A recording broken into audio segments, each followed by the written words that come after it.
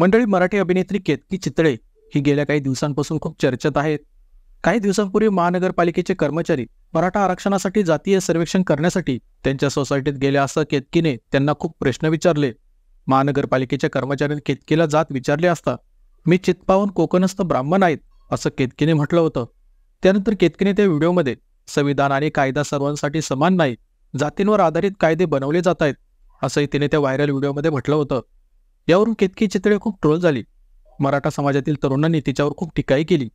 यानंतर आता पुन्हा एकदा केतकीने एक पोस्ट करत मराठा आरक्षणासाठी लढणारे मनोज जरांगे पाटील यांच्यावर निशाणा साधलाय.